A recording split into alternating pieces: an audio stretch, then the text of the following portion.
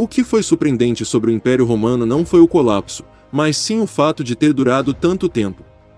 O Estado romano existiu de alguma forma desde sua fundação em 753 a.C. até a queda de Constantinopla em 1453. São 2206 anos. Basicamente durou desde o alvorecer da Idade do Ferro antes da deportação das 10 tribos perdidas de Israel até o Renascimento e a Era da Exploração, quando os europeus estavam à beira de descobrir a América. Em primeiro lugar, devemos ter em mente que a ideia da queda de Roma é vaga, abstrata e pode ser atribuída a vários pontos ao longo da história. A fim de reescrever a história da queda de Roma, temos que determinar onde as mudanças deveriam ter ocorrido cronologicamente. Por exemplo, a data mais citada é 4 de setembro de 476 d.C., quando o último imperador romano ocidental foi deposto. Isso supostamente marcou o fim do Império Romano, pelo menos aquele centrado em Roma.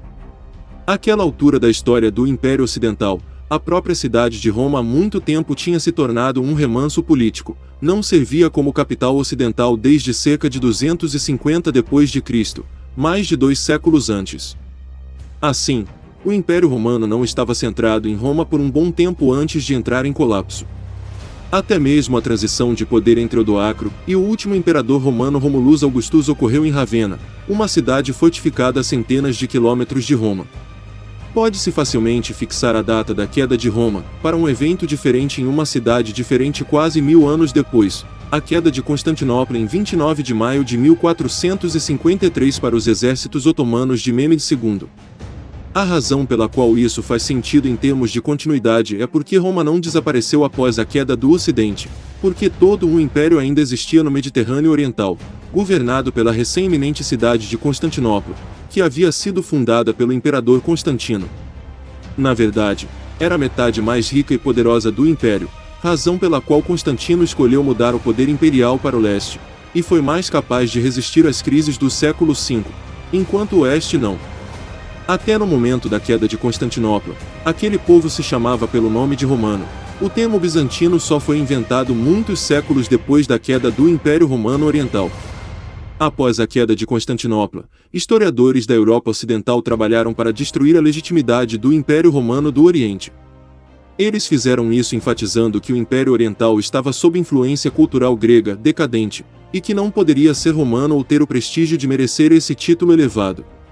Assim, eles o chamaram de Império Bizantino e o demarcaram claramente como uma entidade política diferente, embora pudesse traçar sua herança ao cargo imperial estabelecido pela primeira vez por Augusto melhor do que qualquer outro estado. A questão da influência cultural grega não é realmente um argumento. Roma em seu auge foi praticamente conquistada pela influência cultural grega, com seus poetas e escritores copiando o exemplo grego e seus filósofos reciclando ideias gregas e milhões de pessoas falando a língua grega. Além disso, esta encarnação do Império Romano Oriental era prestigiosa e poderosa por direito próprio, e mesmo que não fosse, ainda teria uma reivindicação direta ao Império Romano original. Sendo assim, respondemos duas questões muito discutidas. Primeiro, a queda do Império Romano foi em 1453, e segundo, os bizantinos eram sim os mesmos romanos de sempre. Muito obrigado a todos vocês que assistiram até aqui. Valeu, galera! Siga nosso Instagram e entre no nosso grupo do Facebook. Está aqui na descrição.